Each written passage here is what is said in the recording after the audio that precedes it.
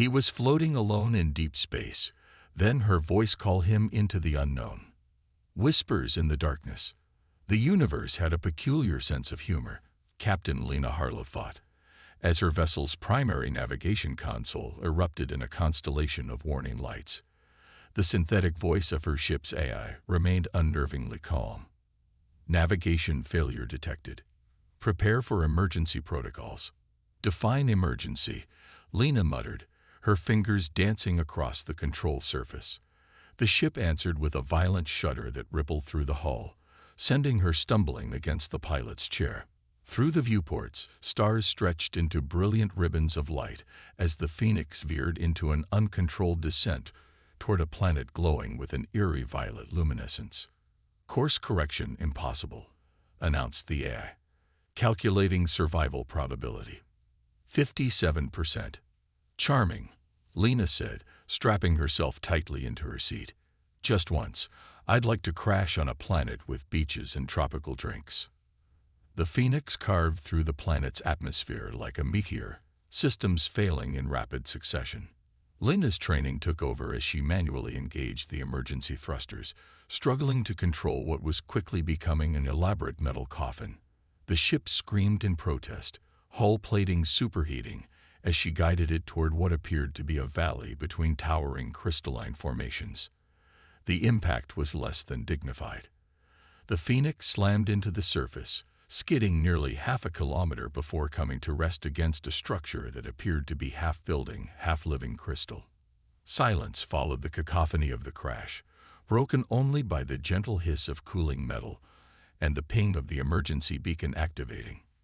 Lena's consciousness returned slowly, her head throbbing in rhythm with her pulse. She unclipped her harness with fingers that felt twice their normal size and stumbled to the emergency kit. A quick medical scan revealed nothing worse than bruising and a minor concussion. She'd survived worse during training exercises. Systems analysis, she commanded, leaning against the bulkhead for support. Life support. Functional. Communications, offline. Navigation, offline. Propulsion, severely damaged. The AI reported with what Lena swore was a hint of apology in its synthesized voice. Lena gathered her exploration gear and atmospheric analyzer. The ship's sensors indicated the air outside was breathable, if thin, similar to Earth's highest mountains. She sealed her jacket, grabbed her emergency pack, and cycled through the airlock. The landscape that greeted her was both beautiful and unsettling. Crystalline formations jutted from the violet soil like the bones of some enormous beast.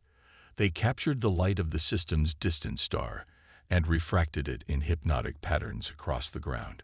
What she had initially taken for natural formations revealed themselves, upon closer inspection, to be ruins, the remains of structures built by intelligent hands. "Well, this is unexpected," she murmured, recording everything with her suit's camera.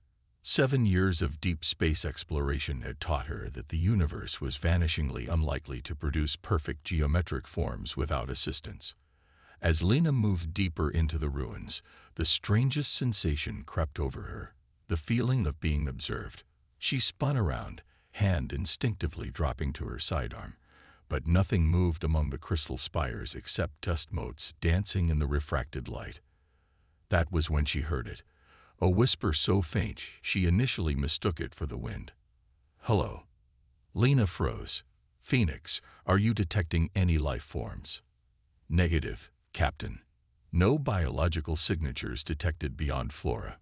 She continued exploring, documenting the ruins while periodically checking the repair progress of her ship's automated systems. The whisper came again, slightly louder this time. "You're real. You're actually real." "Who's there?"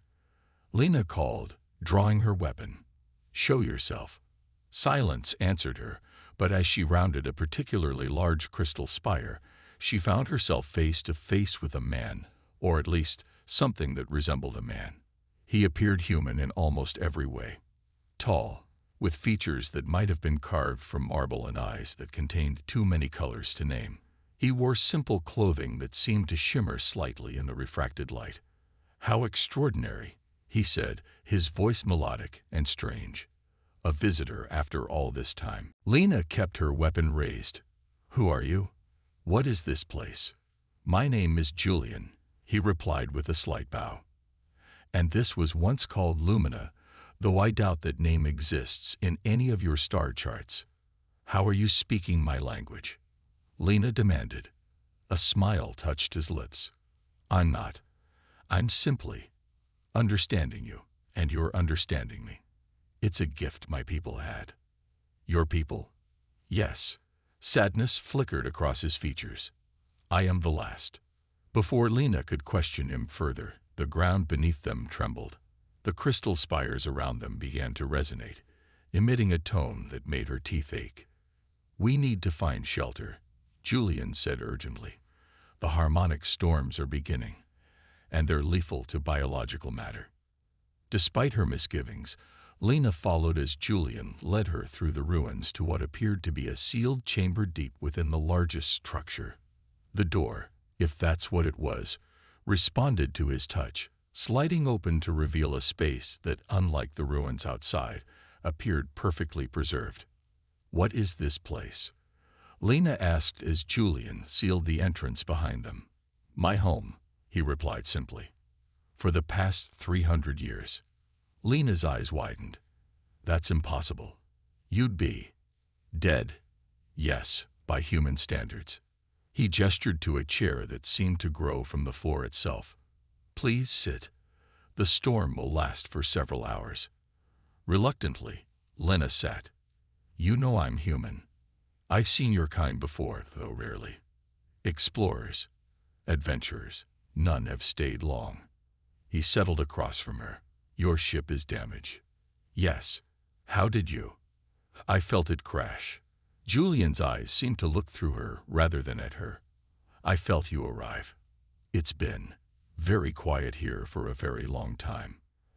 As the storm raged outside, its eerie melody penetrating even these walls, Julian explained. His people had been travelers, not just between stars but between dimensions. They had built Lumina as a way station between realities. But something had gone wrong. A cascading failure in the dimensional anchors that had trapped them here, cutting them off from their home. One by one, they faded, Julian said quietly. Until only I remained. How did you survive? Lena asked. Julian was silent for a long moment. Adaptation, he finally said. My people could absorb energies, reshape ourselves to survive. I changed. The others couldn't or wouldn't. There was more to the story, Lena sensed, but she didn't press. Instead, she told him about Earth, about the Phoenix exploration mission, about the navigation failure that had brought her here. Your ship, Julian said thoughtfully. I might be able to help repair it. You understand our technology. A smile touched his lips. I understand energy, Captain Harlow. And in the end, isn't that what all technology manipulates? The storm eventually subsided, and Lena returned to the Phoenix with Julian. As they approached the damaged vessel, she noticed something strange.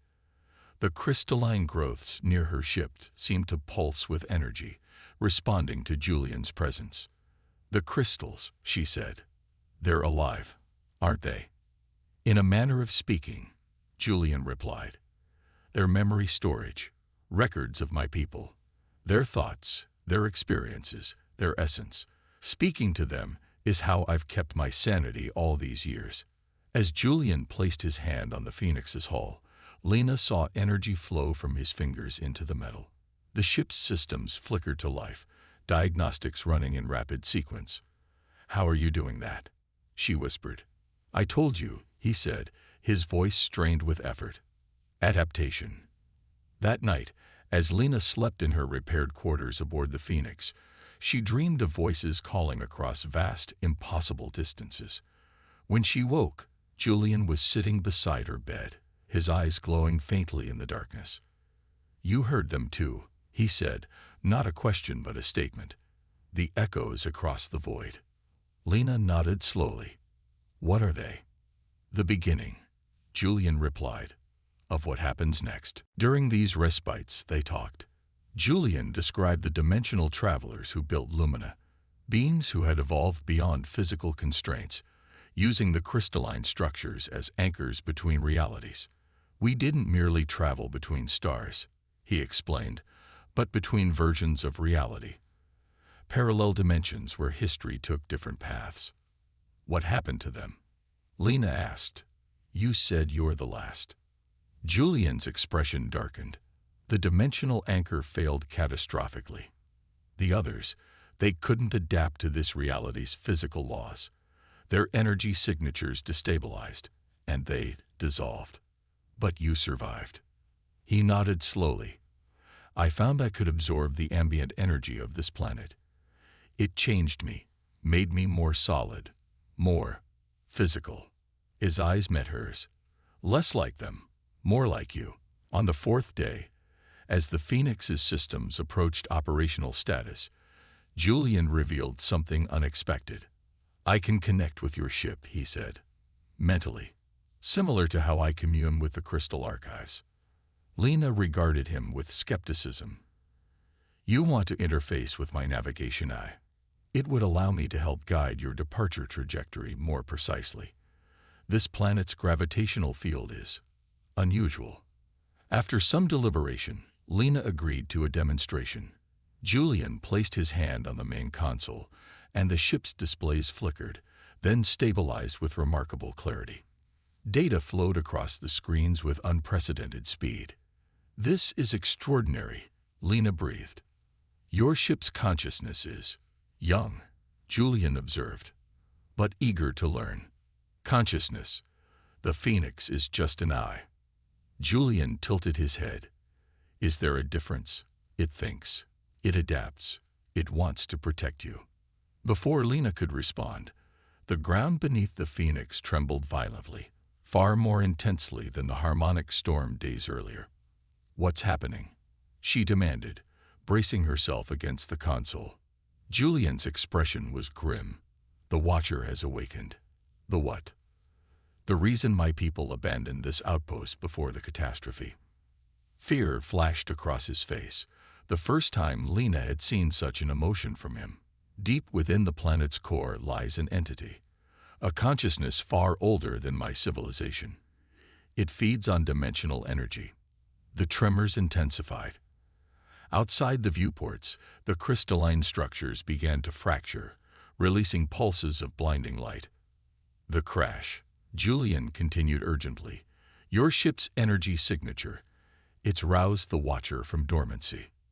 A deafening roar reverberated through the ship as the ground split open less than a kilometer away. Something vast and formless rose from the chasm, a swirling mass of energy that seemed to devour light itself. We need to leave, Lena said, initiating launch protocols. Now. The Phoenix isn't ready, Julian warned. The probability of successful escape is minimal. The entity surged toward them, crystal formations shattering in its wake. Lena felt a strange pressure building inside her skull, an alien presence probing at her consciousness. It's scanning us, Julian whispered. Learning. Lena's hands flew across the controls. Can we fight it? No, but we can escape. Julian placed both hands on the console, his body beginning to glow with the same energy that flowed through the crystals. I can amplify your ship's power output, create a dimensional microrift, enough to break orbit. And then what? Then we run. His eyes met hers. But there's a cost. The energy required. I'll have to draw it from somewhere. Understanding dawned on Lena. The crystal archives. Your people's memories. Julian nodded solemnly. Everything that remains of them. Of our history.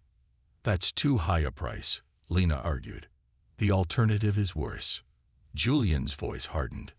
If the Watcher absorbs your ship's technology, it could gain the ability to leave this planet, to hunt across the stars. The entity had nearly reached them, darkness spreading across the landscape like spilled ink. Make your choice, Captain, Julian said quietly. Lena closed her eyes briefly, then nodded. Do it. Julian's form began to pulse with blinding radiance as he channeled energy through his body into the ship. Outside, the crystal archives flared brilliantly, then dimmed as their stored power transferred to the Phoenix. The ship's systems surged beyond safety parameters, engines howling in protest. Navigation locked. The AI announced. Escape trajectory calculated.